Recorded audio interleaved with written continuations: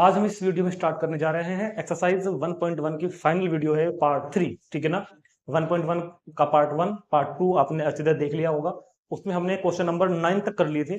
आज हम question number 10 start करने जा रहे हैं। तो इससे पहले आप लोग introduction video, example video part 1 part 2 जरूर देख लेंगे। तो don't take much time, start करते हैं एक्सरसाइज नंबर 1.1 की पार्ट 3, जिसमें क्वेश्चन नंबर 10 टू 16 तक हम लोग कवर करेंगे। ये वीडियो ज्यादा बड़ी नहीं बनेगी क्योंकि क्वेश्चन नंबर बस 4 क्वेश्चन है जो बड़े बड़े होंगे, 11 से लेकर 14 तक के। क्वेश्चन 10 से लेकर 16 तक क्वेश्चन बहुत ही छोटे क्वेश्चन हैं। तो क्वेश्चन 10 को पढ़ते हैं। कहता है कि give an example of a relation which is, relations के वो एग्जांपल देने हैं। 5 पार्ट हैं। पहले में कह रहा है कि सिमेट्रिक हो but neither reflexive nor transitive. Second में transitive but neither reflexive nor symmetric. इस तरह से अलग अलग 5 एग्जांपल्स ने हमको दिए हुए हैं। तो देखो, जिस बच्चे ने ये एग्जांपल दे दिया इनका अपने आप समझ गया, समझ लो उसको रिफ्लेक्सिव सिमेट्रिक ट्रांजिटिव अच्छी तरह समझ में आ गया। ठीक। तो क्योंकि आंसर हमको खुद बताना है एग्जांपल की तरफ से, तो हमारा आंसर पीछे से मैच तो नहीं करेगा बिल्कुल भी, क्योंकि मैं यहाँ पर सेट लूंगा 1 2 3। हो सकता है पीछे एबीसी दिया हुआ हो, मैं सेट में रखूंगा 3 एलिमेंट, हम लोग ज्यादा भी रख सकते हैं। तो इसका सोल्यूशन होगा let set A is equal to 1 2 3। हमने क्या मान लिया कि सेट ए है 1 2 3। तो इस सेट 1 2 3 के ऊपर ही मैं आपको तीनों एग्जांपल्स, सारे के सारे एग्जांपल्स दे दूंगा। ठीक है। अगर हम सेट को बड़ा मानेंगे तो हमको दिक्कत बनेगी, तो सेट को आप 3 से ज्यादा बना मानना। अगर सेट में आप 4 5 6 एलिमेंट रख सकते हो तो आपको प्रॉब्लम बन सकती है। ठीक। तो आंसर मैच नहीं करेगा लेकिन आंसर बनेंगे। ठीक है। देखो एक बात और, रिफ्लेक्सिव एलिमेंट्स किसी सेट पर कितने बन सकते हैं, सिमेट्रिक कितने बन सकते हैं, ट्रांजिटिव कितने बन सकते हैं, मैक्सिमम इसके फॉर्मुलेज होते हैं। But this formulae are not in our syllabus now. वो मैं आपको अलग से, जो क्या कहते हैं कि कंपटीशन एग्जाम की जो मेरी अलग से वीडियो पड़ी है चैनल पर, ऊपर जाकर देख सकते हैं आप। या फिर शॉर्ट सेक्शन में भी मैंने वीडियो बनाई हुई है, क्लास 12 चैप्टर 1 के नाम से। आपको क्लास 12 चैप्टर 1 में शॉर्ट्स मिलेंगे, वहां पर जाके आप देख सकते हैं कि ठीक है। फिलहाल वो चीज हमारे सिलेबस में नहीं है। तो बात करते हैं फर्स्ट की, रिफ्लेक्स। तो कह रहा है कि रिलेशन कैसा होना चाहिए, सिमेट्रिक तो हो but neither reflexive no transitive. देखो कोई लोग इसको नीदर बोलते हैं, कोई नेदर बोलते हैं। प्रोनाउंसिएशन है हमारे देश में अलग अलग लोगों के लिए अलग होती है। मैं इसको बोलता हूँ नाइदर। पहले मैं इसको नीदर बोलता था, अब मैं इसको नाइदर बोलने लगा। ठीक है। तो आप जो मर्जी बोलो, कोई दिक्कत नहीं है। सिमेट्रिक तो हमने कहा रिलेशन आर ऐसा हो, सिमेट्रिक तो हो but neither reflexive no transitive. तो सुनो, सिमेट्रिक के लिए क्या करना जरूरी है। अगर मैंने 1 2 लिखा तो 2 1 का होना जरूरी है। 1 2 लिखा तो 2 1 का होना क्या है, जरूरी है। अगर मैं इतना छोड़ दूं तो ये सिमेट्रिक है, क्योंकि 1 2 का उल्टा 2 1, 2 1 का उल्टा 1 2। नाइदर रिफ्लेक्सिव नहीं है, क्योंकि हर एलिमेंट्स का डबलेट्स नहीं है। ट्रांजिटिव भी नहीं है। ट्रांजिटिव क्यों नहीं है, क्योंकि 1 2 और 2 1 भाई ट्रांजिटिव कब होता है। अगर 1 2 2 1 के लिए मैं ए बी बी सी के लिए इसके अंदर ए सी लिखता तो होता। तो फिलहाल ये पूरा हो गया क्वेश्चन, बस छोटा सा ये। सिमेट्रिक तो है but neither reflexive no transitive. Symmetric क्यों है, क्योंकि दोनों ऑर्डर पेयर के उल्टे हैं। रिफ्लेक्सिव क्यों नहीं है, क्योंकि ए के हर एलिमेंट के डबलेट्स यहाँ पे नहीं है। ए का हर एलिमेंट अपने आप से रिलेटेड नहीं है। और ट्रांजिटिव क्यों नहीं है, क्योंकि ए बी है, बी सी है, मगर ए सी नहीं है। ठीक। चलो जी, सेकंड पार्ट देखते हैं। तो कह रहा है कि रिफ्लेक्सिव हो और सिमेट्रिक भी हो बट नॉट ट्रांजिटिव। तो क्योंकि इसको मेरे को रिफ्लेक्सिव तो रखना है, तो हर एलिमेंट्स का डबलेट तो होगा ही होगा। पहले इसको लिख देते हैं 1 1 2 2 एंड 3 3। कह रहा है ना कि रिफ्लेक्सिव तो हो। ठीक है, रिफ्लेक्सिव तो है। अगर सपोज करो 1 मिनट के लिए मैंने इसको बंद कर दिया अब यहीं कहीं, तो फिलहाल रिफ्लेक्सिव तो है। और ध्यान देखो, सिमेट्रिक भी है और ये अभी ट्रांजिटिव भी है, क्योंकि मैंने आपको बताया ये बात है कि डबलेट्स तीनों होते हैं। अगर किसी रिलेशन में सिर्फ डबलेट्स हैं तो ये आइडेंटिटी रिलेशन भी बनता है, ये रिफ्लेक्सिव भी है, ये सिमेट्रिक भी है, ये ट्रांजिटिव भी है। तो मतलब क्या है कि मुझको यहां बंद तो करना नहीं अभी, क्योंकि फिलहाल ये रिफ्लेक्सिव है, सिमेट्रिक है, लेकिन नो ट्रांजिटिव। वो कह रहा है नो ट्रांजिटिव। तो अगर मैं थोड़ी देर के लिए इसके अंदर मैं इसके अंदर अगर 1 2 डाल दूं, 1 2 सपोज करो, 1 2 छोड़ो, मैं डाल दे रहा हूं इसके अंदर 2 3 डाल दूं। और क्योंकि सिमेट्रिक रखना है तो 3 2 डालना लाजमी है, डालना पड़ेगा 3 2। तो भैया 1 2 1 1 2 2 3 3, तो रिफ्लेक्सिव हो गया। इन तीनों के उल्टे भी नहीं कहीं, सिमेट्रिक भी हो गया। 2 3 का 3 2 और 3 2 का 2 3 सिमेट्रिक भी हो गया। और अगर मैंने इसको यही बंद कर दिया, लेकिन कह रहा है नॉट ट्रांजिटिव, लेकिन फिलहाल मुझे लग रहा है कि ट्रांजिटिव हो जाएगा ये भी, क्योंकि रिफ्लेक्सिव तो ये हो गया, सिमेट्रिक भी हो गया, मगर ये नॉट ट्रांजिटिव। डबलेट्स को चेक ही नहीं करना होता, डबलेट्स को सारे टेस्ट पास करते ही हैं। और 2 3 3 2 से AC क्या बनेगा 2 2, वो तो है, मतलब फिलहाल ट्रांजिटिव है। और अगर उल्टा चेक करूं 3 2 और 2 3 को, तो 2 2 भी है, तो ट्रांजिटिव अभी है। तो ट्रांजिटिविटी को खत्म करनी पड़ेगी इसके अंदर से। तो ट्रांजिटिव को खत्म करने के लिए एक एलिमेंट कुछ और ऐड कर देते हैं, 1 3 लिख दो इसके अंदर आप, 1 3, और सिमेट्रिक रखना है तो 3 1 रख दो, यहां पर कर दो। अब सुनो मेरी बात को बहुत ध्यान सुनना, बहुत ही ज्यादा ध्यान से सुननी पड़ेगी आपको बात, बहुत ध्यान से, ठीक है। देखो डबलेट्स तो तीनों प्रॉपर्टी सेटिस्फाई करते हैं, ये तीनों रिफ्लेक्सिव भी है, सिमेट्रिक भी है, ट्रांजिटिव भी है। बात करते हैं नॉन डबलेट्स की। देखो इसका उल्टा ये रहा, इसका उल्टा ये रहा, इसका उल्टा ये रहा, इसका उल्टा ये रहा। तो सुनो, रिफ्लेक्सिव हो गया, डबलेट्स तो होते ही रिफ्लेक्सिव, 2 3 का 3 2, 3 2 का 2 3, 1 3 का 3 1, 3 1 का 1 3, तो सिमेट्रिक भी हो गया। ये वाले मेंबर ट्रांजिटिव पास कर रहे हैं, ये वाले मेंबर भी ट्रांजिटिव पास कर रहे हैं, लेकिन ट्रांजिटिव तो सारे मेंबर्स के लिए वैलिड होनी चाहिए ना। तो अगर मैं इन दोनों में ट्रांजिटिविटी लगाऊं, इन दोनों में ध्यान सुनो, 2 3 3 1, AB BC, तो इनसे क्या बनेगा 2 1, इनसे क्या बनेगा भाई 2 1, 2 3 3 1, ABBC, तो AC क्या बनेगा 2 1, और 2 1 इसके अंदर नहीं है, देखो ध्यान से, इसके कहीं तो 2 1 तो नहीं है ना, तो ये फिलहाल अगर मैं इसको यहां छोड़ दे रहा हूं तो ट्रांजिटिव नहीं है। तो फिलहाल ये रिलेशन जो अब आपको दिखाई दे रहा होगा, ये रिफ्लेक्सिव है, सिमेट्रिक है, बट ट्रांजिटिव नहीं है। समझ में आ गया होगा, रिफ्लेक्सिव है, सिमेट्रिक है, ट्रांजिटिव नहीं है। चलो थर्ड पार्ट, एक सेकंड, ये मैंने शायद थर्ड ही कर दिया, देखिए पहले रिफ्लेक्ट, एक सेकंड, ये क्या कर रहा हूं, पहला वाला क्या था symmetric but neither reflexive not transitive, पहले वाला क्या था, मैंने नंबर चेंज कर दिया, चेक कर लेते हैं एक बार दोबारा से। ये रिलेशन आ रही है, पहले वाला सिमेट्रिक है, ठीक है, रिफ्लेक्सिव नहीं है, बिल्कुल ठीक है, ट्रांजिटिव भी नहीं है, पहला हो गया, ये थर्ड हो गया भाई, ये पहले थर्ड हो गया, कोई बात नहीं, ये पहले मैंने थर्ड कर दिया, ये रिफ्लेक्सिव भी है, ये सिमेट्रिक भी है, बट नॉन ट्रांजिटिव, ये थर्ड पार्ट हो गया इसका। अब देखते हैं सेकंड पार्ट में ट्रांजिटिव है but neither reflexive not symmetric, transitive रखना है, रिफ्लेक्सिव ना हो, सिमेट्रिक ना हो। तो अगर मैं इसके अंदर 1 2 2 3 ABBC और AC भी लिख दूं इसके अंदर, अगर तो यहां बंद कर दूं मान लो 1 मिनट के लिए, तो क्या ये ट्रांजिटिव है, यस, ABBC, तो इनसे AC क्या बनेगा 1 3, हाँ ट्रांजिटिव तो ये है, ये ट्रांजिटिव तो है, बट नाइदर रिफ्लेक्सिव नहीं है, क्योंकि सब एलिमेंट्स का डबलेट्स या नहीं है, नॉर सिमेट्रिक, सिमेट्रिक भी ना हो क्योंकि इनके उल्टी नहीं है, तो सिमेट्रिक भी नहीं है। तो ये डबल रिलेशन ट्रांजिटिव तो है, रिफ्लेक्सिव नहीं है, और ये रिलेशन सिमेट्रिक भी नहीं है, क्योंकि ABBC के लिए AC इसके अंदर आ गया, ठीक है। चलो जी फोर्थ देख लेते हैं, फोर्थ में रिफ्लेक्सिव हो, ट्रांजिटिव हो, मगर सिमेट्रिक ना हो। तो रिलेशन आर रिफ्लेक्सिव होना है तो हर एलिमेंट्स का डबलेट्स तो रखो, 1 1 2 2 3 3, और ये डबलेट्स सिमेट्रिक भी होते ही हैं, मगर ये डबलेट्स ट्रांजिटिव भी होते हैं।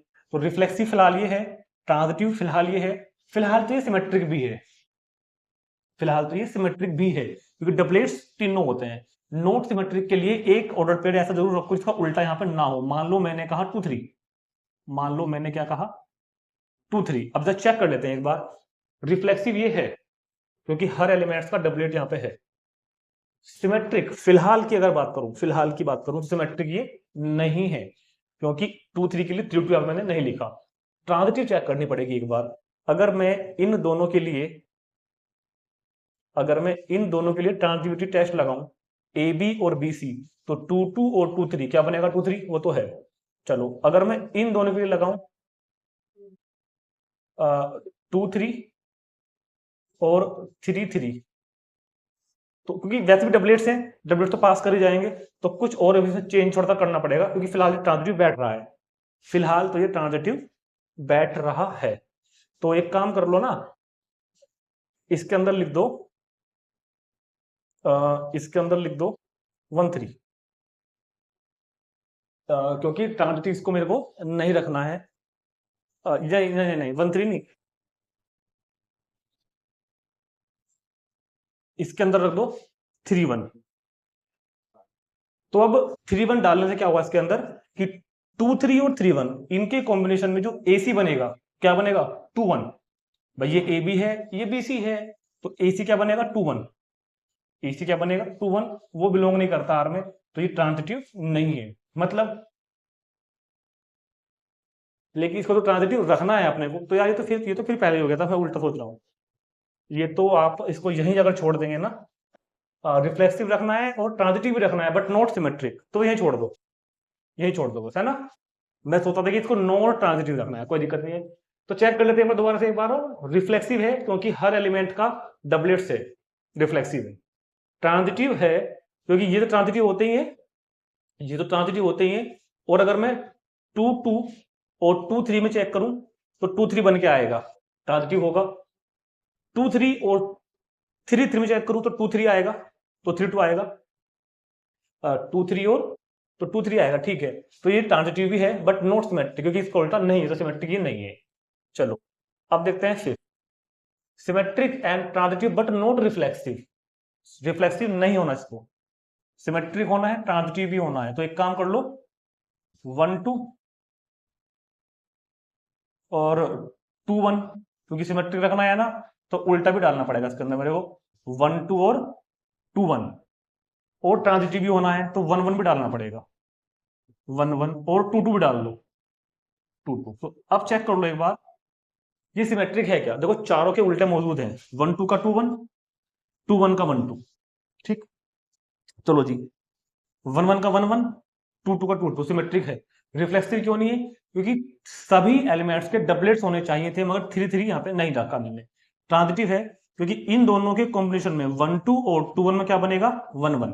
देखो कुछ बच्चों को लगता है कि इसको यहीं छोड़ दो, इसको यहीं छोड़ दूं मैं, अगर मैं इसको यहीं छोड़ दूं तो 1 2 और 2 1, 1 2 और 2 1 और 1 1 तो सिमेट्रिक तो हो ही गया। अगर आप ये सोच रहे हो कि इन दोनों से ए बी और बी सी थे, ए सी ये आएगा और ये ट्रांजिटिव हो जाएगा, तो ठीक है बात। मगर अगर इनको हम आगे पीछे कर दें तो 2 1 और 1 2 इनके कॉम्बिनेशन में ए सी क्या बनेगा 2 2, वो तो नहीं है ना। तो फिलहाल अगर इसको यहीं छोड़ते हैं ट्रांजिटिव नहीं होगा ये, जबकि ट्रांजिटिव तो ये होना है, तो मतलब 2 2 भी इसको आपके डालना पड़ेगा इसके अंदर, ठीक। तो मतलब क्या हो जाएगा, this is symmetric and transitive but not reflexive. तो ये रिलेशन अब सिमेट्रिक है, ट्रांजिटिव है बट नॉट रिफ्लेक्सिव, ठीक है।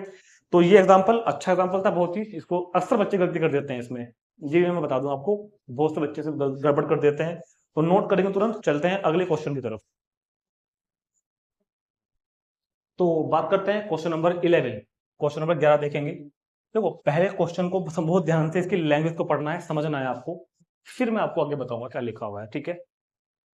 तो लैंग्वेज को देखकर डरना मत, कोई बच्चे ना इसकी लैंग्वेज को देखकर डर जाते हैं। अक्सर मैं देखता हूँ कि इन चारों क्वेश्चन को बच्चे छोड़ देते हैं, टीचर्स भी छोड़ देते हैं स्कूल में कई बार, तो मगर समझने पड़ेंगे, ठीक है।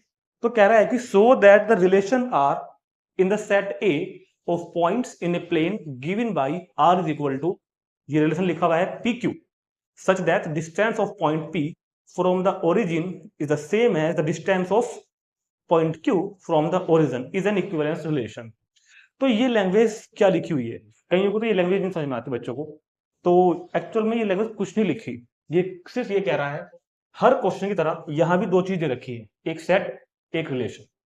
जैसे अब तक हमने हर क्वेश्चन किया है ना, हर क्वेश्चन में हमको एक सेट मिलता है, एक जनरली ए मान लेते हैं, कई बार एन आया है, कई बार जेड आया है, और एक रिलेशन, दो चीजें रखी हैं। तो बस आपको जानना जरूरी है कि ए किस चीज का सेट है, रिलेशन क्या है, और बस इस रिलेशन को हमको इक्विवेलेंस प्रूव करना है। तो सेट ए तो ये है, सेट ए के अंदर पॉइंट्स हैं, पॉइंट्स एक प्लेन में पड़ने वाले पॉइंट्स, एक प्लेन में, प्लेन मतलब कार्टेशियन प्लेन, फिलहाल जो हमने क्लास 10th में पढ़ा था ना, 9th में पढ़ा था, X axis and Y axis. तो ये X axis and Y axis को बोलते हैं कार्टेशियन प्लेन। इस प्लेन में जितने भी पॉइंट मौजूद हैं, कितने पॉइंट मौजूद होते हैं प्लेन के अंदर, देयर आर इनफाइनाइट पॉइंट, जानते हैं ना, ये सब पॉइंट्स हैं, ये सारे पॉइंट्स क्या हैं इस सेट ए के अंदर है। इनको मैंने किसी पॉइंट को P मान लिया, किसी पॉइंट को मैंने Q मान लिया, किसी को मैंने R मान लिया, किसी को मैंने F मान लिया। तो ये पॉइंट्स इस सेट के अंदर है। पहले बात तो आपको सेट ए बिल्कुल क्लियर हो जाए कि सेट ए क्या है। सेट ए क्या है, set of points of in a plane, एक प्लेन में जितने पॉइंट्स हैं। अब रिलेशन आर क्या है, जो लैंग्वेज लिखी हुई है वो लिखी हुई है कि इन इनफाइनाइट पॉइंट में दो पॉइंट एक दूसरे से रिलेटेड होंगे, दो पॉइंट एक दूसरे के रिश्तेदार होंगे, संबंधी होंगे। कब? अगर पॉइंट P की डिस्टेंस ओरिजिन से यानी कि OP और पॉइंट Q की डिस्टेंस भी ओरिजिन से इक्वल अगर है, अगर डिस्टेंस P की डिस्टेंस ओरिजिन से यानी कि OP और Q की डिस्टेंस भी ओरिजिन से यानी कि OQ अगर इक्वल है तो दोनों पॉइंट्स आपस में रिलेशन में होंगे।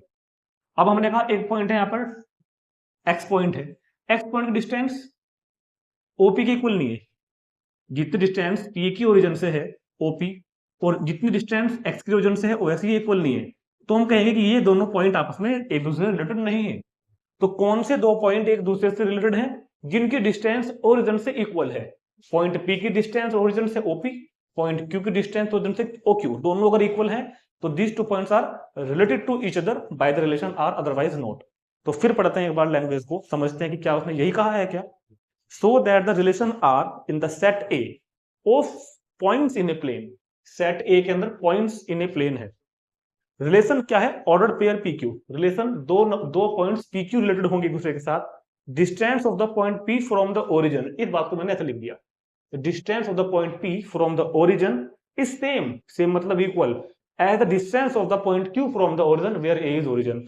तो उसने जो लैंग्वेज में लिखा हुआ है ना रिलेशन को, उसको मैंने मैथमेटिकली इस तरह से लिख दिया है, OP is equal to OQ। कि दो पॉइंट एक दूसरे से रिलेटेड कब होंगे? जब दोनों की ओरिजिन से डिस्टेंस इक्वल होगी, तो दोनों एक दूसरे से रिलेटेड होंगे। तो सेट ए के अंदर इनफाइनाइट पॉइंट है, प्लेन ये तुम्हारे सामने, इस सेट इन प्लेन के अंदर इनफाइनाइट पॉइंट है। ये पॉइंट एक दूसरे से कब रिलेटेड होंगे? जब इनके बीच की डिस्टेंस ओरिजिन से इक्वल होगी, ठीक है।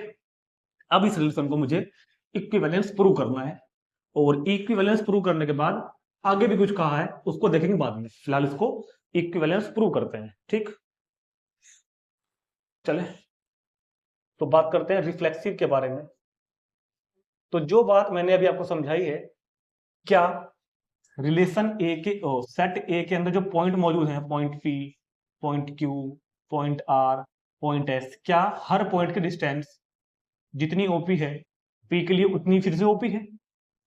रिफ्लेक्शन क्या चेक करना पड़ता है? रिलेशन अपने आप से चेक करना है, जितनी पॉइंट P की डिस्टेंस ओरिजिन से कितनी हो जाएगी OP, तो OP is equal to OP के तो है, पास कर गया रिफ्लेक्सिव। ऐसे ही जितनी OQ होगी उतनी ही OQ भी होगी, पास कर गया रिफ्लेक्सिव। जितनी OR होगी उतनी ही OR होगी, मान लो कि ये OS है, मान लो कि ये OR है, तो OR OR आपस में इक्वल है, OP OP इक्वल है, OS OS इक्वल है। हर पॉइंट की डिस्टेंस ओरिजिन से एक दूसरे अपने आप के लिए इक्वल होगी, ठीक है। तो मतलब क्या लिखेंगे हम? Let P be any point, P be any point in A, set ए का कोई पॉइंट P है, देन हम बहुत प्यार से कह सकते हैं कि OP is equal to OP के होगा। भाई रिफ्लेक्सिव के लिए हमको हर एलिमेंट को अपने आप से चेक करना पड़ता है ना, OP is equal to OP के होगा। मतलब हम कह देंगे कि पॉइंट P बिलोंग करेगा रिलेशन R में for all P belongs to A के लिए। जितनी पॉइंट्स P A में बिलोंग करेंगे उन सब के लिए PP बिलोंग करेगा R में, यानी कि OP is equal to OP के होगा। So R is reflexive, so R is reflexive. चलो अब बात करते हैं सिमेट्रिक की। जो बच्चे होशियार हैं उनको पता चल गया होगा कि सिमेट्रिक भी फंक्शन होने वाला है, सॉरी ये रिलेशन सिमेट्रिक भी होने वाला है। अगर हम कहें कि OP और OS इक्वल है, अगर हम कहें OP और OS इक्वल है, तो भैया OS और OP भी इक्वल है, फिर तो सिमेट्रिक भी हो गया। तो मान लेते हैं दो point, let points P and Q, let points P and Q in A। दो पॉइंट्स A हैं सेट A के अंदर P and Q, such that ये पॉइंट इस तरीके से हैं कि OP OR OQ लिया मैंने, OP OQ बिलोंग कर रहे हैं R में। मतलब बिलोंग कर रहे हैं R का मतलब OP OQ से रिलेटेड है। OP OQ से अगर रिलेटेड है तो इस बात का रिलेशन क्या बैठेगा कि OP, गलत लिख दिया मैंने, गलत लिख दिया, let points P and Q in A such that P और Q बिलोंग कर रहे हैं R में, ऐसे लिखेंगे ना। पॉइंट्स P और Q बिलोंग कर रहे हैं R में, मतलब पी और क्यू एक दूसरे से रिलेटेड हैं। अगर पी और क्यू एक दूसरे से रिलेटेड हैं मतलब पी की डिस्टेंस ओरिजिन से और क्यू की डिस्टेंस भी ओरिजिन से, यानी कि ओपी और ओक्यू आपस में क्या होंगे, इक्वल। अगर ओपी और ओक्यू इक्वल है तो हम इसको उल्टा भी लिख सकते हैं कि ओक्यू और ओपी भी इक्वल है। और अगर ओक्यू ओपी इक्वल है तो हम कह सकते हैं कि क्यूपी भी बिलोंग करेगा आर में। मतलब अगर पी क्यू से रिलेटेड है तो क्यू भी पी से रिलेटेड है, तो मतलब आर इज सिमेट्रिक। तो रिलेशन आर क्या हो जाएगा, सिमेट्रिक। अब देखते हैं ट्रांजिटिव। अब बात करेंगे भैया ट्रांजिटिव के बारे में। ट्रांजिटिव में क्या हो जाएगा, 3 पॉइंट होंगे इस तरह से। ट्रांजिटिव में क्या होगा, 3 पॉइंट होंगे। ट्रांजिटिव, तो let there are 3 points P Q R belongs to ए।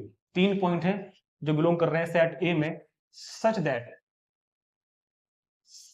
इस तरह से है कि पी क्यू से रिलेटेड है, मतलब पी क्यू बिलोंग करता है आर में, एंड क्यू आर से रिलेटेड है। इसको आर को हटाओ, इसको ऐसे ले लो, क्योंकि आर आर को हमने डिनोट किया हुआ है रिलेशन को, है ना, ऐसा कर लो।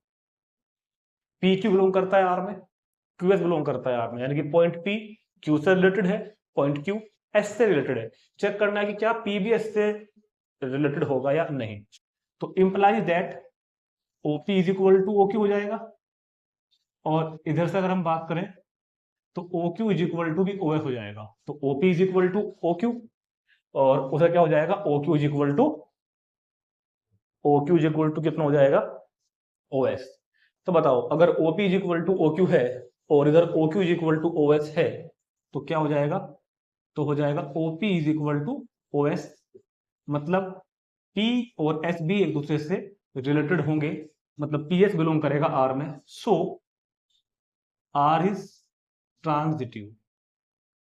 तो आर इज ट्रांजिटिव, और आर के ट्रांजिटिव होने का मतलब अब क्या बन गया, आर रिफ्लेक्सिव भी है, आर सिमेट्रिक भी है, आर ट्रांजिटिव भी है। तो thus R is an, so R is an equivalence relation on A. R is an equivalence relation on A. तो पहले हमने इसका फर्स्ट पार्ट कंप्लीट कर दिया कि हमने इसको reflexive, symmetric and transitive prove किया और रिजल्ट निकाला कि ये इक्विवेलेंस रिलेशन है। अब जरा आगे पढ़ेंगे क्वेश्चन को बहुत ध्यान से, इतना नोट कर लेंगे पहले।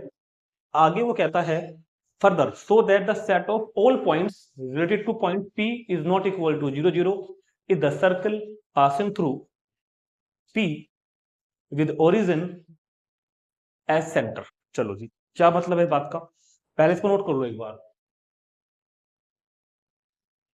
तो आगे की बात वो कह रहा है कि उन सभी पॉइंट्स का सेट, उन सभी पॉइंट्स का सेट जो P से रिलेटेड है, उन सारे पॉइंट्स का सेट जो किससे रिलेटेड है, P से, एक सर्किल होगा। सिर्फ ये बोला उसने। अब सुनो, एक फिगर बनाएंगे हम यहाँ पर बहुत अच्छी सी, ये आपको बनानी है क्वेश्चन के सेकंड पार्ट के लिए। ये फिगर हम लोग यहाँ पर बनाएंगे। तो वो क्या कह रहा है, बात को समझो ध्यान से। ये ओरिजिन हो गया। नाउ नाउ पॉइंट P है जो कि ओरिजिन नहीं है, मतलब पॉइंट P ओरिजिन नहीं है। ये जो लिखा ना क्वेश्चन में, देखो सामने बोर्ड पर कि P is not equal to 0, मतलब P यहाँ पर ओरिजिन तो है नहीं, ओरिजिन के अलावा कहीं भी कोई पॉइंट P है, कहीं भी मान लिया मैंने पॉइंट P को, ये मान लिया। अब इस पॉइंट P से रिलेटेड जितने भी पॉइंट होंगे उन सभी का जो सेट बनेगा वो एक सर्किल बनेगा। सुनो क्या कह रहा है दोबारा से, भाई ये पॉइंट P है, इस पॉइंट P से रिलेटेड कौन होगा, जिस भाई पॉइंट P की डिस्टेंस O से कितनी है, OP। अब एक पॉइंट मैंने क्यों मान लिया यहाँ पर, यहाँ मैंने पॉइंट क्यों मान लिया है, तो क्या पॉइंट, ये पॉइंट Q O से रिलेटेड कब होगा, जब OQ भी OP के डिस्टेंस के इक्वल होगा। भाई ये पॉइंट कब होगा इससे रिलेटेड, जब ये इसके इक्वल होगा डिस्टेंस। मान लो कोई पॉइंट यहाँ पे है T, तो OT तो P से रिलेटेड नहीं होगा ना, क्योंकि OT डिस्टेंस OP के इक्वल नहीं है। P से रिलेटेड पॉइंट कौन होंगे, जिनकी डिस्टेंस ओरिजिन से ये वाली होगी, ये वाली, ये वाली। मान लो एक पॉइंट मैंने R मान लिया, ये भी इसके इक्वल है। अब एक पॉइंट यहां मान लिया, ये भी इसी के इक्वल है। तो इस तरह के जो ये पॉइंट है जो पी से रिलेटेड है, पी से रिलेटेड होने का मतलब क्या है, पी से रिलेटेड होने का मतलब है जिनकी डिस्टेंस ओरिजिन से ओपी के इक्वल है। समझ में आ रही बात कुछ? इन सभी पॉइंट्स का जो कलेक्शन है, जो सेट है, वो एक सर्कल बनेगा। तो बनेगा, ऑब्वियस ऑब्वियस बात है। सर्कल की डेफिनेशन भी तो यही होती है। तो दोबारा से समझेंगे एक बार बात को, दोबारा समझेंगे एक बार बात को, फिर से समझेंगे। ये कह रहा है कि पॉइंट पी से रिलेटेड जितने भी पॉइंट हैं, जबकि पी को हमको ओरिजिन नहीं लेना, क्योंकि ओरिजिन लोगे तो फिर सर्कल बनेगा नहीं, इसके ओनली एक डॉट बन जाएगी खाली। तो पॉइंट पी से रिलेटेड ये तो पॉइंट होंगे, ये सारे पॉइंट पी से रिलेटेड हैं, सारे पॉइंट। क्यों? क्योंकि जितनी ओपी है उतनी ये वाली है, उतनी ये वाली है, उतनी ये तो नहीं है ना, क्योंकि ये ओपी के इक्वल नहीं आएगी। तो पॉइंट पी से रिलेटेड जितने भी ये पॉइंट हैं, इन सारे पॉइंट का कलेक्शन, यानी कि इन सारे पॉइंट का सेट एक सर्कल बनेगा। ये कह रहा है क्वेश्चन में, सिंपल सी बात है। और वो सर्कल जो बनेगा उसका सेंटर ओरिजिन होगा, बिल्कुल होगा ओरिजिन। ठीक, तो ये बात हमने फिगर में तो प्रूव कर दी, फिगर में तो प्रूव कर दी। अब इसको लिखेंगे कैसे? सुनो मेरी बात, सुनो मेरी बात बहुत ध्यान से। ये फिगर बनाने के बाद ऐसे बिल्कुल साफ साफ प्रकार लेके जाना, इसको फिगर को ड्रॉ करके आना अच्छे तरीके से। क्या लिखोगे आप यहाँ पे? लैंग्वेज। अब लिखोगे it is clear that, language लिखेंगे थोड़ी सी, it is clear that by figure,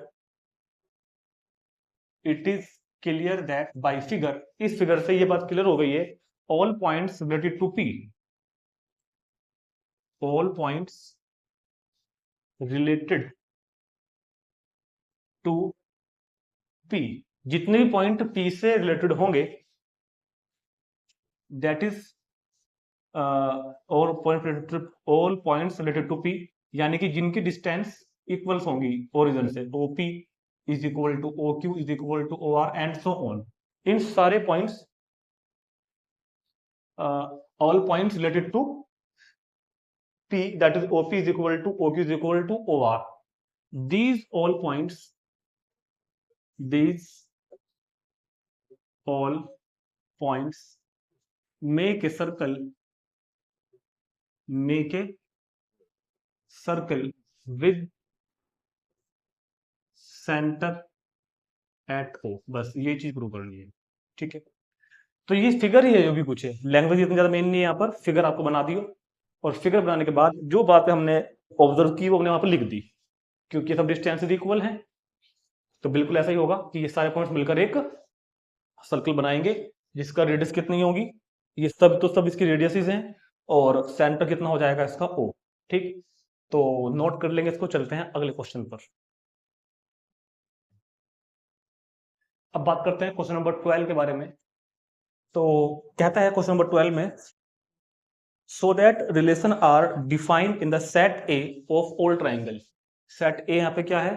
set of all triangle, मतलब सेट ए के अंदर दुनिया के हर तरह के ट्राइंगल हैं, छोटे बड़े, राइट एंगल, आइसोस्केल्स, इक्विलैटरल्स, हर तरह के ट्राइंगल सेट ए के अंदर हैं। और इस सेट पर एक रिलेशन डिफाइन किया है आर। रिलेशन आर होगा ऑर्डर पेयर T1 T2, जहां पर T1 T2 क्या है? ट्राइंगल्स हैं। T1 एक ट्राइंगल है, T2 दूसरा ट्राइंगल है।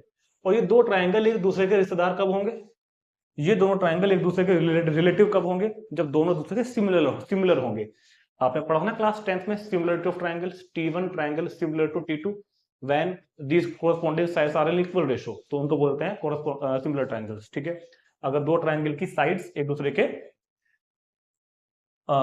कोरस्पॉन्डिंग साइड्स का रेशियो अगर इक्वल है, यानी कि सिमिलर मतलब जिनकी शेप एक जैसी हो, ठीक है, साइज अलग अलग हो सकता है। तो दो ट्राइंगल एक दूसरे के सिमिलर अगर हैं तो वो एक दूसरे से रिलेटेड होंगे, एक दूसरे के रिश्तेदार कहे जाएंगे। इस रिलेशन को इक्विवेलेंस प्रूव करना है। और अगर आपको समझ में आ रही हो बातें तो ये क्वेश्चन हो रखा, क्यों? क्योंकि रिफ्लेक्सिव के लिए चेक करना है अपने आप से, हर ट्राइंगल अपने आप के सिमिलर तो होता ही होता है। जो ट्राइंगल है वो अपने आप के जैसा तो है ही। दोस्तों, अगर T1 T2 के सिमिलर है तो T2 भी T1 के सिमिलर होगा, सिमेट्रिक भी हो गया। अगर T1 T2 के सिमिलर है और T2 T3 की सिमिलर है तो T1 T3 की भी सिमिलर बिल्कुल होगा। ये होता है सिमिलरिटी।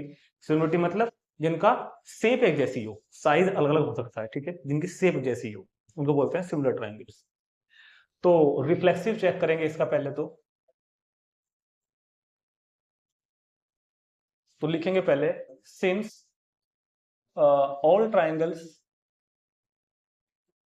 क्योंकि all triangles are similar to itself, हर ट्राइंगल अपने आप की सिमिलर तो होता ही है।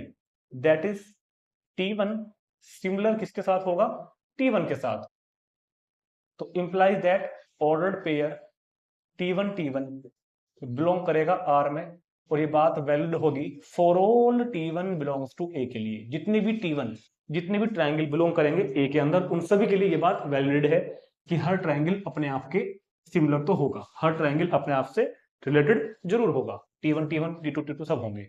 सो R is reflexive, R is reflexive. अब बात करेंगे सिमेट्रिक के बारे में।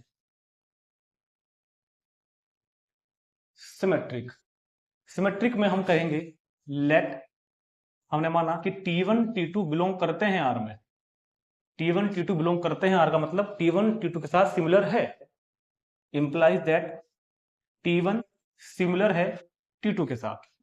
अगर T1 T2 के साथ सिमिलर है तो पक्का है कि T2 भी T1 के साथ सिमिलर ही होगा। T1 T2 सिमिलर मतलब इनकी शेप एक जैसी है, तो T2 T1 भी सिमिलर, इनकी शेप भी एक जैसी है।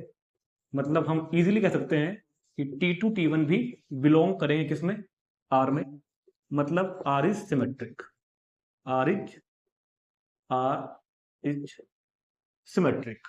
ऐसी बात करेंगे ट्रांजिटिव को लेकर। ट्रांजिटिव में क्या होगा? 3 ट्राइंगल लेते हैं, let triangle T1 T2 belongs to R and T2 T3 also belongs to R। मतलब T1 T2 belongs to R का मतलब T1 सिमिलर है T2 के साथ, एंड इधर T2 सिमिलर है T3 के साथ। T1 सिमिलर T2 के साथ और T2 सिमिलर T3 के साथ। इसका मतलब T1 भी सिमिलर होगा T3 के साथ, यानी कि T1 T3 बिलोंग कर जाएगा R में, और रिलेशन R क्या हो जाएगा? रिलेशन R क्या हो जाएगा? ट्रांजिटिव। तो ये तो ऑब्वियस सा क्वेश्चन था, वैसे ही हो गया था, फिर भी हमको दिखाना पड़ा सारी बातें कि R is reflexive, R is symmetric, R is transitive. और अगर R रिफ्लेक्सिव, सिमेट्रिक, ट्रांजिटिव तीनों है तो हम क्या बोलेंगे? दस R is an equivalence relation, R is an equivalence relation on set A। ठीक, अब हमने इसको इक्विवेलेंस तो प्रूव कर दिया, अब आगे भी कह रहा है कुछ। Consider 3 right triangles T1 with side 3, 4, 5। 3 right angle triangle को कंसिडर करने के लिए बोल रहा है। नाउ T1 एक ट्राइंगल है विद साइड्स, T1 की जो साइड्स हैं वो है 3, 4, 5। T1 with sides 3, 4, 5। दूसरा ट्राइंगल कोई है T2, उसकी साइड्स भी ले लेते हैं भैया। T2 की साइड्स हैं 5, 12 और 13, एंड T3 विद साइड्स, अक्सर ना इन पार्ट को बच्चे छोड़ देते हैं, ये वाला पूरा कर लेंगे तो छोड़ देते हैं, पता नहीं क्यों। 6, 8 और 10। तो ये कह रहा है कि 3 ट्राइंगल को कंसीडर करो, T1 T2 T3। T1 की साइड्स की मेजरमेंट्स ये हैं, T2 की साइड्स की मेजरमेंट्स ये हैं, T3 की ये हैं। करना क्या है? इनमें से कौन कौन से ट्राइंगल एक दूसरे से रिलेटेड है ये बताना है। T1 T2 T3 में कौन कौन से ट्राइंगल एक दूसरे से रिलेटेड है। तो कौन से 2 ट्राइंगल एक दूसरे से रिलेटेड होंगे? जो दूसरे के सिमिलर होंगे। और ट्राइंगल्स की सिमिलरिटी चेक करने का तरीका क्या है? अगर ट्राइंगल की कोरस्पॉन्डिंग साइड्स का रेशियो इक्वल आ गया, अगर कोरस्पॉन्डिंग साइड्स प्रोपोर्शनल है दूसरे के, तो उनको बोलते हैं दीज ट्राइंगल्स आर सिमिलर। ठीक, तो क्या इन दोनों का रेशियो सेम बैठेगा क्या? 3/5, 4/12, 5/13, इनका रेशो ठीक इक्वल आएगा क्या? ये रेशो इक्वल नहीं आएगा, तो T1 T2 रिलेटेड नहीं है। ऐसे 5/6, 12/8, 13/10, ये रेशो भी इक्वल नहीं आएगा, तो ये भी सिमिलर नहीं है। लेकिन सुनो मेरी बात, क्योंकि 3 और 6 का रेशो, 4 और 8 का रेशो, 5 और 10 का रेशो, कोरोस्पॉन्डिंग साइड्स का रेशो जिनका इक्वल होगा 1/2 1/2 1/2 वही ट्राइंगल एक दूसरे के सिमिलर होंगे, मतलब इंप्लाइज दैट क्योंकि T1 की साइड्स का और T3 की साइड्स का रेशियो इक्वल आया, तो हम कहेंगे कि triangle T1 similar to triangle T3, that is T1 related to T3, या ऐसे कह दो कि T1 T3 बिलोंग करेंगे R में। तो इन तीनों ट्राइंगल्स के लिए सिर्फ T1 और T3 का पेयर है जो एक दूसरे से रिलेटेड है, T1 T2 नहीं है, T2 T3 भी नहीं है। ठीक, तो नोट कर लेंगे इसको। चलते हैं नेक्स्ट क्वेश्चन। तो क्वेश्चन नंबर 13 भी ऐसा ही है, पहले इक्विवेलेंस रिलेशन प्रूव करना है और फिर आगे कुछ और भी कहा है वही प्रूव करना है। तो क्वेश्चन नंबर 13 को स्टार्ट करूं उससे पहले मैं आपको एक बात बताना चाहूंगा कि ये पॉलीगन क्या होता है। देखो पॉलीगन ना, एक पॉलीगन्स क्या है, ये तो एक कॉमन वर्ड हो गया किसके लिए, ट्राइंगल के लिए। अगर 3 साइड है पॉलीगन के अंदर, अगर 3 साइड है तो उसको हम ट्राइंगल बोलते हैं। अगर 4 साइड है तो उसको हम क्वाड्रिलेटरल बोलते हैं। अगर 5 साइड है तो उसको हम पेंटागोन बोलते हैं। अगर 6 साइड है तो उसको हम हेक्सागोन बोलते हैं। अगर 7 साइड है तो उसको हम हेप्टागोन बोलते हैं। अगर 8 साइड है तो उसको हम ऑक्टागन बोलते हैं। तो ये सब पॉलीगन है एक्चुअल में। जो भी क्लोज्ड फिगर होगी बाय द लाइन सेगमेंट्स, किसी लाइन की दो से ज्यादा लाइन सेगमेंट से बनने वाली क्लोज फिगर, दो से ज्यादा लाइन सेगमेंट से बनने वाली क्लोज फिगर क्या कही जाएगी, पॉलीगन्स। अब इसके स्पेशल नाम हमने रख दिए। अगर वो 3 साइड वाला पॉलीगन है तो ट्राइंगल, 4 साइड वाला पॉलीगन है तो क्वाड्रिलेटरल, 5 साइड वाला पॉलीगन है तो पेंटागन। ठीक, ये बताना जरूरी है क्योंकि 12th में आने के बाद भी कई बच्चों को, बल्कि 90% से ज्यादा बच्चों को पता नहीं होता कि पॉलीगन क्या होता है। तो ट्राइंगल भी एक पॉलीगन है, क्वाड्रिलेटरल भी एक पॉलीगन है, ये सब एक पॉलीगन है। तो ए सेट है जिसके अंदर पॉलीगन्स है। सेट क्या होना है यहाँ पे, ऑफ ऑल पॉलीगन्स। तो ये पूरा एक सेट है ए, ये पूरा एक सेट है पॉलीगन। तो केवल 8 पर खत्म नहीं हुई बात, 9 10 11 इनफाइनाइट तक चल रहा है काम। ठीक है, तो ये सब के सब पॉलीगन का सेट है जिसके अंदर 3 साइड वाले भी हैं, मतलब ट्राइंगल्स भी हैं, 4 साइड वाले भी हैं, क्वाड्रिलेटरल भी हैं, 5 साइड वाले भी हैं, पेंटागोन भी है। इस तरह से बहुत सारे इस पॉलीगन के अंदर हैं। उन पर हमने एक रिलेशन डिफाइन किया। तो P1 मतलब पहला पॉलीगन, P2 मतलब दूसरा पॉलीगन। दो पॉलीगन एक दूसरे से रिलेटेड कब होंगे, जब उनमें नंबर ऑफ साइड इक्वल होंगी। तो क्या ट्राइंगल क्वाड्रिलेटरल से रिलेटेड हो जाएगा क्या, नहीं होगा ना, क्योंकि ट्राइंगल में 3 साइड है, क्वाड्रिलेटरल में 4 साइड है। ट्राइंगल तो ट्राइंगल के साथ ही रिलेशन में बनेंगे। ट्राइंगल के रिश्तेदार कौन होंगे, ट्राइंगल ही होंगे, क्योंकि जिन जिन दो पॉलीगन में नंबर ऑफ साइड इक्वल होंगी वही एक दूसरे से रिलेटेड होंगे। हेक्सागन के रिश्तेदार कौन होंगे, हेक्सागन ही होंगे। क्वाड्रिलेटरल के रिश्तेदार कौन होंगे, क्वाड्रिलेटरल ही होंगे। पेंटागन के 5 साइड वाले पेंटागन ही होंगे। तो अगर मैं यहां से रैंडमली दो P1 P2 को उठा लूं, कोई भी एक पॉलीगन मैंने उठा लिया, दूसरा पॉलीगन भी मैंने यहां से उठा लिया, तो मुझे चेक करना है कि क्या ये एक दूसरे से रिलेटेड है या फिर ये एक दूसरे से रिलेटेड नहीं है। तो मुझे इनकी नंबर ऑफ साइड चेक करनी है। अगर इनमें नंबर ऑफ साइड इक्वल है तो हाँ ये रिलेटेड है, आर में बिलोंग करेंगे। और अगर नंबर ऑफ साइड इक्वल नहीं है तो ये रिलेटेड नहीं होंगे। समझ में आ गई बात, क्वेश्चन समझ में आ गया। अब पढ़ते हैं एक बार। Show that the relation R define in the set A. एक रिलेशन आर है जो सेट ए में डिफाइन है, और सेट ए क्या है, set of all polygons R is equal to P1 P2 and P1 P2, set of all polygons. Relation क्या है, रिलेशन है कि P1 P2 एक दूसरे से रिलेटेड होंगे, यानी कि बिलोंग करेंगे आर में, कब, जब P1 P2 में सेम नंबर ऑफ साइड होंगी, सेम नंबर ऑफ साइड होंगी। इस रिलेशन को इक्विवेलेंस प्रूव करना है, और फिर कुछ आगे भी कहा है उसने, उसी में देखेंगे बाद में। ठीक, तो पहले क्वेश्चन समझाना जरूरी था। तो अगर मैं कोई एक मेंबर वहां से उठाता हूं, मैंने एक P1 ले लिया, इस P1 को मुझको अपने आप से चेक करना है रिफ्लेक्सिव के लिए। मान लो कि ये P1 आया मेरे पास 4 साइड वाला, तो जितनी साइड इसमें है उतनी साइड इसमें है। भाई number of side in P1 and number of side in P1, बात तो एक ही हो जाएगी ना। अगर वो पेंटागन वाला आया तो number of side in pentagon is equal to number of side in pentagon, equal ही होगा। तो हर पॉलीगन, चाहे वो ट्राइंगल हो चाहे वो क्वाड्रेटर हो, अपने आप से रिलेटेड जरूर होगा। ठीक, तो क्या लिखेंगे, क्योंकि ऑल पॉलीगन्स, क्या लिखेंगे हम यहां पर, क्योंकि all polygons have equal number of side have equal number of sides to itself. हर पॉलीगन में अपने आप के लिए नंबर ऑफ साइड्स इक्वली होती हैं। तो मतलब अगर मैं इस बात को इससे डिनोट करूं, number of P1 is equal to number of P1, number of P1 किसको डिनोट कर रहा है यहां पर? नंबर ऑफ साइड्स को। तो number of P1 is equal to number of P1 होगा। मतलब कहने का मोटे तौर पे कि P1 बिलोंग कर जाएगा अपना R में, सॉरी R में, for all P1 belongs to A के लिए। ठीक है, तो R इज रिफ्लेक्सिव, तो R इज रिफ्लेक्सिव। अब बात करेंगे सिमेट्रिक की। लेट P1 P2 बिलोंग करते हैं R में। P1 P2 के बिलोंग करने का मतलब क्या है R में? कि जितनी साइड P1 में है उतनी साइड P2 में है, is equal to number of sides, या शॉर्ट में लिख दूं, ऐसे लिख दूं, number of side in P1 is equal to number of side in P2। और इसको अगर हम उल्टा लिख दें उठाकर, क्या दिक्कत है भाई?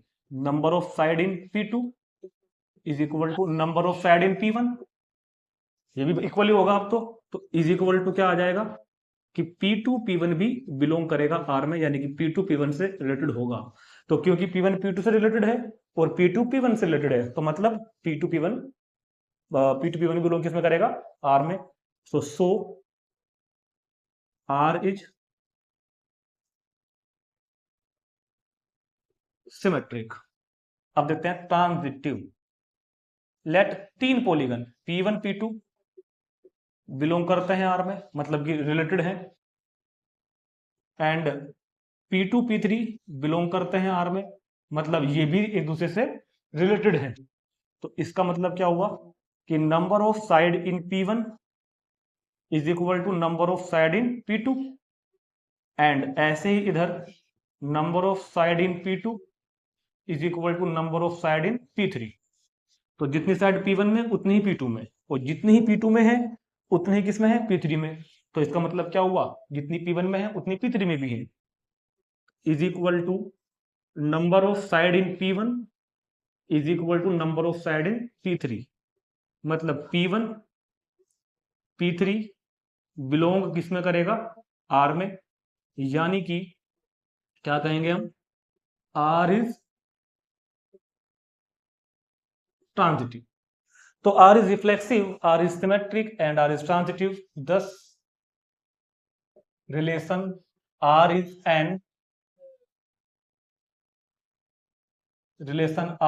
an equivalence relation on A। ये तो प्रूव हो गया। ठीक, अब आगे भी कह रहा है वो कुछ, what is the set of all elements in A related to right angle T with side 3, 4, 5। now right angle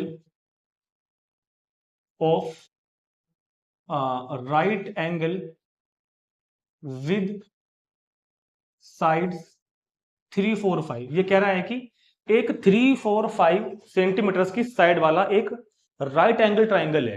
right angle triangle, एक राइट एंगल ट्राइंगल है जिसकी साइड कितनी कितनी है? 3, 4, 5। इसके रिलेटिव बताने हैं कौन होंगे सेट ए के अंदर, इसके रिलेटिव कौन होंगे? कह रहा है कि find the set of all elements in A. Set A के अंदर वो कौन से एलिमेंट हैं जो इसके रिश्तेदार होंगे? तो क्योंकि तो ट्राइंगल है ना, this is the triangle, since this is a triangle. और मैंने आपको क्वेश्चन की स्टार्टिंग में बताया था कि अगर ये ट्राइंगल है तो इसके रिश्तेदार वो होंगे जिसमें 3 साइड होंगी, क्योंकि 3 साइड है। नंबर ऑफ साइड्स वाले एलिमेंट्स तो एक दूसरे के इक्वल है यहां पर। तो क्योंकि ये ट्राइंगल है, so all triangle, so set of all triangles, तो सेट ऑफ ऑल ट्राइंगल्स। तो क्वेश्चन का आंसर क्या होगा? ऐसे मत लिखो, जिस तरह उसने पूछा उस तरह लिख देते हैं। उसने क्या बोला है हमसे? What is the set of all triangle. ठीक है, तो आंसर क्या होगा? तो सेट ऑफ ऑल ट्राइंगल, ठीक लिख रहे थे, सेट ऑफ ऑल ट्राइंगल। तो सेट ऑफ ऑल ट्राइंगल के अंदर जो एलिमेंट्स होंगे ये सभी इसके रिश्तेदार होंगे, इसके रिलेटिव होंगे, ठीक। तो समझ में आ गया होगा क्वेश्चन भी आपको, इसको भी नोट करेंगे। देखते हैं क्वेश्चन नंबर 14।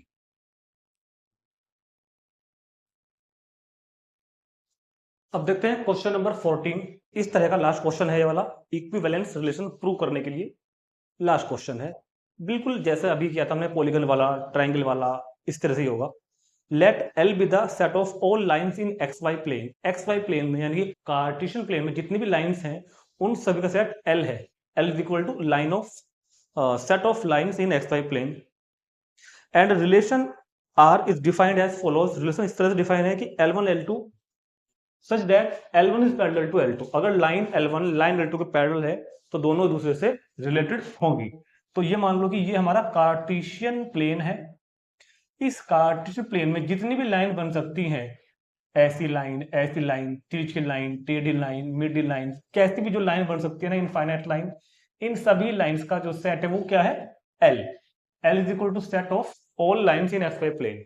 दो लाइन एक दूसरे के पैरेलल कब होंगी, सॉरी रिलेटेड कब होंगी, ये लाइन L1 लाइन L2 के साथ रिलेशन में कब होगी, जब दोनों पैरेलल होंगी। तो इस रिलेशन को हमको इक्विवेलेंस रिलेशन प्रूव करना है। आगे भी कहा है कुछ, उसको भी देखेंगे बाद में।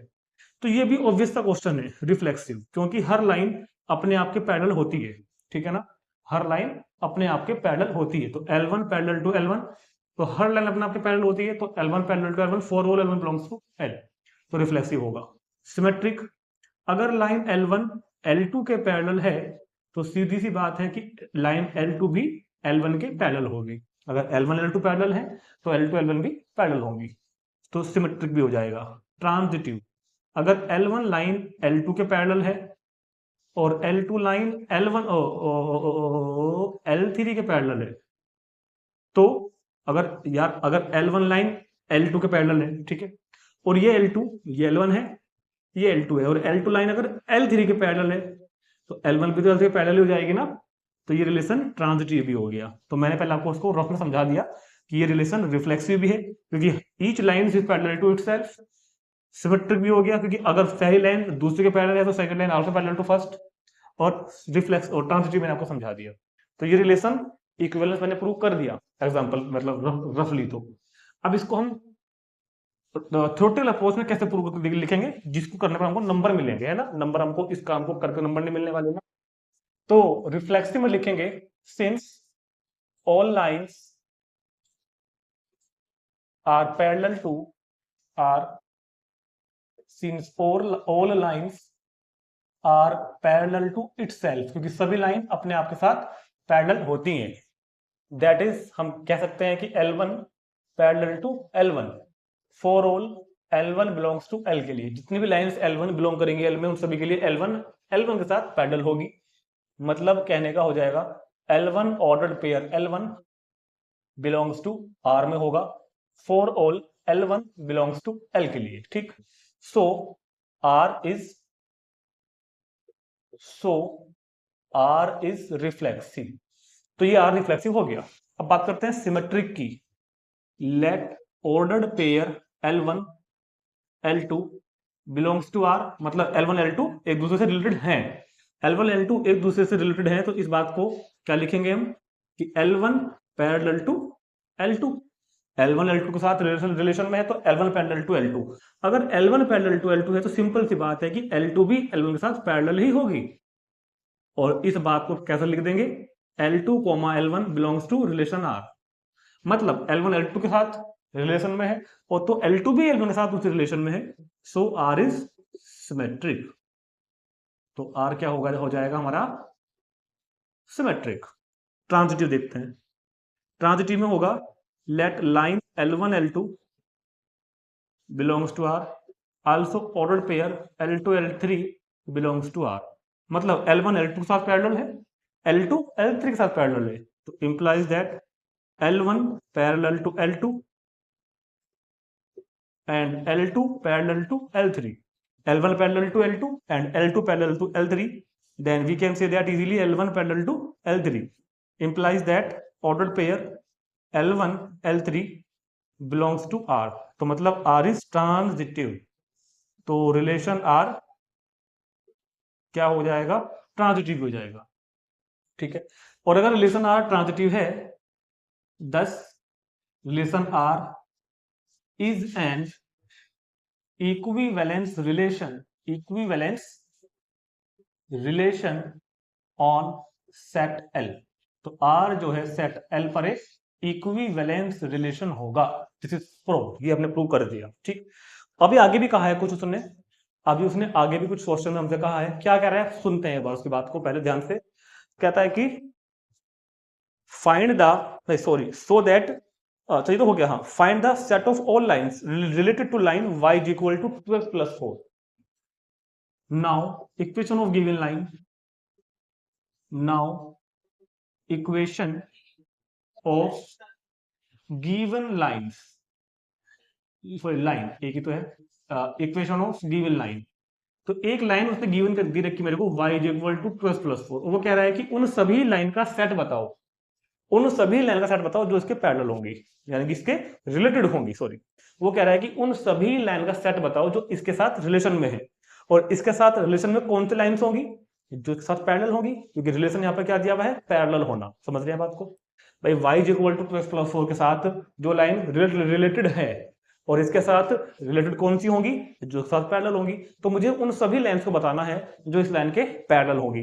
तो ढूंढो, सोचो, दिमाग लगाओ कि इस लाइन के पैरेलल लाइन कौन कौन हो सकती हैं, कितनी हो सकती हैं। तो सबसे पहले बात तो मैं बता दूं, इस लाइन के पैरेलल जो लाइंस होंगी वो इनफाइनाइट्स होंगी। अब उसको फाइंड कैसे करेंगे, ठीक है। तो जरा क्लास 11 में पहुंचते हैं एक मिनट के लिए। वहां पर एक चैप्टर पढ़ा था हमने, स्ट्रेट लाइन। और स्ट्रेट लाइन में अगर आपने ध्यान हो, याद हो, तो हमने इक्वेशन ऑफ लाइन पढ़ी थी स्लोप इंटरसेप्ट फॉर्म में। स्लोप इंटरसेप्ट फॉर्म में इक्वेशन होती है y is equal to M X plus C. ध्यान देना भाई मेरी बात पर। तो y is equal to M X plus C एक लाइन होती है जो कि स्ट्रेट लाइन की इक्वेशन है, जहां पे m क्या होता है, slope of the line, and c is the length of intercept on y axis, ठीक है। तो ये लाइन इसी फॉर्म में लिखी हुई है, y is equal to 2x plus 4। ये भी इसी फॉर्म में लिखी हुई है, y is equal to 2x plus 4। तो इस लाइन की स्लोप कितनी हुई, इस लाइन की स्लोप कितनी हुई, तो इस लाइन की स्लोप कितनी हो जाएगी, इस लाइन की स्लोप हो जाएगी 2। इस लाइन की स्लोप कितनी हो जाएगी, 2। तो यहां पे क्या लिखेंगे, slope of this line, slope, slope को बोलते हैं हिंदी में प्रवणता। अगर कोई बच्चे हिंदी मीडियम वाले हैं तो स्लोप को बोलते हैं प्रवणता। सो स्लोप ऑफ दिस लाइन, यानी कि m इज इक्वल टू कितना हो जाएगा इधर, 2। Slope of this line m is equal to 2। और एक बात और याद करो, उसी चैप्टर में हमने बात बताई थी कि दो लाइन अगर पैरेलल है तो उनकी स्लोप्स इक्वल होती हैं। याद आ गया क्या, m1 is equal to m2, then these two lines are parallel. एक कंडीशन और भी थी हमारे पास, याद करो, m1 m2 अगर -1 के इक्वल आ गया तो then these two lines are perpendicular. अगर स्लोप्स का प्रोडक्ट -1 है तो परपेंडिकुलर होती है, और अगर स्लोप्स इक्वल हैं तो लाइंस पैरेलल होती है। तो मतलब मुझे उन सभी लाइंस की इक्वेशन लिखनी है जो इसके साथ रिलेटेड है, यानी कि जो इसके साथ पैरेलल है, यानी कि उन सभी लाइन को जिनकी स्लोप 2 है, क्योंकि जिन जिन लाइन की स्लोप 2 होगी वो सभी लाइन इसके साथ पैरेलल होंगी। सो सेट ऑफ, तो सेट ऑफ ऑल लाइंस, तो set of all lines related to, तो set of all lines related to given line, related to given line, उन सभी लाइन का सेट जो इसके साथ रिलेटेड होंगी, यानी कि जो इसके साथ पैरेलल होंगी, वो क्या हो जाएंगी, y is equal to 2x plus 1, y is equal to 2x plus 2, y is equal to 2x plus 3। भाई इन सभी लाइंस की स्लोप्स क्या है, 2 ही तो लिख रहा हूं मैं, -4 भी आ सकता है। तो y सेम रहेगा, 2x सेम रहेगा, ये चेंज हो रहा है 1 2 3। y is equal to 2x, slope तो सबकी 2 हो जाएगी ना। तो इसको अगर मैं जनरल फॉर्म में लिख दूं तो क्या मैं इसको y is equal to 2x plus k कह सकता हूं क्या, where k belongs to r, जहां पर k क्या होगा, रियल नंबर, यहां पर k क्या होगा, रियल नंबर। तो ये जो लाइन लिखी है मैंने y is equal to 2x plus k, ये इनफाइनाइट लाइन है, k की वैल्यू रियल नंबर से रखते रहो, लाइन निकल के आती रहेंगी, क्योंकि इन सभी लाइन की स्लोप भी 2 होगी जो कि इसके इक्वल होगी स्लोप के, ठीक है। तो दोनों लाइन आपस में पैरेलल हो जाएंगी, मतलब कि रिलेटेड हो जाएंगी। तो ये सभी line y is equal to 2x plus k, ये सभी लाइंस इस लाइन के साथ रिलेशन में है, यानी कि पैरेलल है, ठीक। तो नोट कर लेंगे इसको भी। चलते हैं अगले क्वेश्चन पर, 15 पर। तो क्वेश्चन नंबर 15 में कहता है कि let R with the relation on the set 1 2 3 4। सेट को हमने ए मान लिया, 1 2 3 4 दिया हुआ है, और कहता है कि रिलेशन आर 1 2 2 1 सॉरी 1 2 2 2 1 1 4 4 1 3 3 3 3 2 ये रिलेशन दिया हुआ है, और कह रहा है कि चूज द करेक्ट ऑप्शन। नीचे कुछ बातें लिखी हुई है, इसमें सिमेट्रिक है, रिफ्लेक्सिव नहीं है, ट्रांजिटिव नहीं है, क्या है। तो हमको बताना है करेक्ट ऑप्शन कौन सा है। तो हम एक काम करते हैं, तीनों चीज चेक कर लेते हैं इसमें, रिफ्लेक्सिविटी भी, सिमेट्रिसिटी भी, ट्रांजिटिविटी भी, फिर उसके आधार पर आंसर बता देंगे। तो जरा मैं इसको देखो, क्योंकि MCQ type MCQ based question है, तो मैं डिस्क्रिप्टिव में नहीं करूंगा इसको, सिर्फ आपको चेक करके बता रहा हूँ। तो इधर चेक करूंगा इसका रिफ्लेक्सिव, इधर चेक करेंगे इसका सिमेट्रिक, और इधर चेक करेंगे इसका ट्रांजिटिव। तो रिफ्लेक्सिव के लिए चेक करो कि क्या हर एलिमेंट का डबलेट्स है, यहाँ पे चेक करो, 1 1 है, 2 2 है, 3 3 है, 4 4 है। तो यस, रिफ्लेक्सिव तो ये हो गया, रिफ्लेक्सिव तो ये हो गया। सिमेट्रिक देखते हैं जरा, 1 2 का उल्टा 2 1, 1 2 का उल्टा 2 1 नहीं है, सिमेट्रिक नहीं है। ठीक है, देखो इतने इस बेस पे भी हम सवाल का आंसर दे सकते हैं, अगर इस बेस की मैं बात करूं, क्योंकि हमको पता लग गया कि रिफ्लेक्सिव है, सिमेट्रिक नहीं है। रिफ्लेक्सिव है, तो देखो क्योंकि रिफ्लेक्सिव है तो शुरू के 2 में से आंसर होना चाहिए, क्योंकि रिफ्लेक्सिव है और सिमेट्रिक नहीं है कह रहा है ये। ठीक है, चेक करना पड़ेगा, फिर चेक करते हैं पूरा। ट्रांजिटिव देखते हैं, चलो ट्रांजिटिव डबलेट्स को चेक नहीं करेंगे बिल्कुल भी, इस डबलेट्स को बिल्कुल मत देखना, इस डबलेट्स को मत देखना, इस डबलेट्स को भी मत देखना, और एक डबलेट्स को भी मत, इन डबलेट्स को हम नहीं देखेंगे बिल्कुल भी, डबलेट्स को कभी चेक नहीं करना। इसको पकड़ो, 1 2 1 2 अगर है तो 2 से शुरू होने वाला हर ऑर्डर पेयर बीसी का काम करेगा। अगर ये ट्रांजिटिव के लिए अगर ये ए बी है तो मुझको ढूंढने हैं बीसी, डबलेट को चेक नहीं करेंगे। इसको छोड़ो, और 2 कहीं नहीं है तो ये ट्रांजिटिव हो जाएगा। अगर इसके साथ आपको चेक करना भी चाहो अगर, तो कर लो, 1 2 2 2 से क्या मिलेगा मेरे को, ए सी क्या मिलेगा, 1 2, तो वो है। ठीक, तो डबलेट्स पास करते हैं ट्रांजिटिविटी को, ये भी पास कर जाएगा, ये भी कर जाएगा, ये भी कर जाएगा, और इसको मैं चेक कर लिया, ये भी कर गया, तो ये भी ट्रांजिटिव है, ये भी है, ये भी है, ये भी है। इसकी बात करते हैं 1 3। अगर 1 3 है ए बी, अगर हम 1 3 को थोड़ी देर के लिए ए बी मान लें, तो बीसी कौन होगा, 3 से शुरू होने वाला हर ऑर्डर पेयर बीसी होगा, जिसमें से हम लोग क्या कहेंगे, डबलेट्स को चेक नहीं करेंगे, तो 3 2 चेक करेंगे, 3 2। तो अगर हम 3 2 चेक करें तो इससे AC क्या बनेगा, ए बी बी सी, तो AC क्या बनेगा 1 3। तो 1 3 है क्या इसके अंदर, हाँ है, 1 3 है इसके अंदर, है 1 3, सॉरी सॉरी सॉरी सॉरी 1 2 1 2 क्या कर दिया मैंने, ए बी बी सी 1 2 1 2 है क्या, हाँ 1 2 है, तो ट्रांजिटिव भी हो गया, ट्रांजिटिव भी हो गया। तो this is reflexive, transitive but not symmetric. आ रहा है क्या, reflexive and transitive but not symmetric, yes this is B, reflexive transitive but not symmetric. तो ये इसका आंसर। चलते हैं क्वेश्चन नंबर 16 पर। 16 पे कह रहा है कि let R with relation in the set N. Set N क्या होता है, set of natural numbers. Set N मतलब set of natural numbers. Relation R दे रहा है वो मेरे को, ordered pair A B such that A is equal to B minus 2 और where B is greater than 6, where B is greater than 6। तो order pair A B, relation दिया हुआ है order pair A B such that A जो होगा वो B minus 2 के equal होगा, A is equal to B minus 2, और बी क्या है, ग्रेटर देन 6 है। A B such that A is equal to B minus 2 and B greater than 6। तो बताना है कि 2 4 बिलोंग करेगा क्या आर में। अच्छा ऑप्शन में तो लिख रहा हूं एक मिनट के लिए, 2 4 बिलोंग करेगा क्या आर में, बी में कह रहा है कि 3 8 बिलोंग करेगा क्या आर में, सी में भी क्या बोल रहा है 6 8 बिलोंग करेगा क्या आर में, और डी में क्या कह रहा है 8 और 7 बिलोंग करेगा क्या आर में। ठीक है क्या, 2 4 3 8 6 8 8 7। अब सुनो, क्योंकि इनफाइनाइट सेट है, क्योंकि बी ग्रेटर देन 6 के लिए बात कर रहे हैं, बी ग्रेटर देन 6 के लिए बात कर रहे हैं। ठीक है, तो क्योंकि बी ग्रेटर देन 6 मतलब इनफाइनाइट वैल्यू जाएंगे, तो ये इसको हम रोस्टर फॉर्म में निकालना बेवकूफी होगी बिल्कुल यहाँ पे, क्योंकि हम इसको इनफाइनाइट सेट को नहीं कर पाएंगे। तो ये जो है ना, ये क्या बोलते हैं उसको, चेक करने वाला क्वेश्चन है इसको। ठीक है, चेक करेंगे फिर आंसर बताएंगे। क्या 2 4 से रिलेटेड होगा, भाई रिलेशन क्या दिया हुआ है, a is equal to B minus 2, ये रिलेशन है। चेक कर लो ना इस रिलेशन के हिसाब से, ये दोनों एक दूसरे से रिलेटेड है या नहीं, ये है या नहीं, जो भी होंगे वो आंसर हो जाएगा। और शर्त क्या है, b इज ग्रेटर देन 6, ये भी ध्यान रखना, b इज ग्रेटर देन 6। तो सबसे पहले तो मैं इसको बाहर कर रहा हूं, ये तो हो नहीं सकता, क्योंकि b इज ग्रेटर देन 6 नहीं है, ये हो सकता है एक बार को, ये भी हो सकता है, ये भी हो सकता है, क्योंकि मेरे को चेक भाई बी तो ग्रेटर देन 6 लेना है ना, तो बी ग्रेटर देन 6 यहाँ तो है नहीं, तो ये तो प्रतियोगिता से बाहर ही हो गया बेचारा। इसको चेक करेंगे, इसको करेंगे, इसको करेंगे, जो इस बात को वैलिड सेटिस्फाई कर जाएगा, A is equal to B minus T को, इस बी को चेक करो एक बार, बी में रखकर देखो क्या ए जो है वो बी माइनस टू के इक्वल है क्या, 3 is equal to 8 minus two होता है क्या, नहीं होता, बी भी नहीं है। सी को चेक करो, क्या ए जो है वो बी माइनस टू है क्या, यस बिल्कुल है, A is equal to B minus two, तो सी इज द आंसर, तो सी इज करेक्ट आंसर। तो एमसीक्यू बेस्ड क्वेश्चन को तो हम इस तरह ही सोल्व कर देंगे। इसको भी अगर देखें, डी को भी अगर देखें, तो A is equal to B minus two है क्या, नहीं है, तो डी भी नहीं होगा, तो मतलब सी ही सवाल का सही आंसर होगा, A is equal to B minus two, note कर लेंगे। तो इसी के साथ हमारी ये एक्सरसाइज 1.1 एक्सरसाइज क्या कहते हैं 1.1 का सॉल्यूशन कंप्लीट हो गया है 3 पार्ट में, मतलब ये रिलेशन का टॉपिक पूरा हो गया मेरे यहाँ पर। तो टोटल 6 वीडियो बनी है इसकी, 2 इंट्रोडक्शन की, 1 एग्जांपल की और 3 सॉल्यूशन की, ठीक है।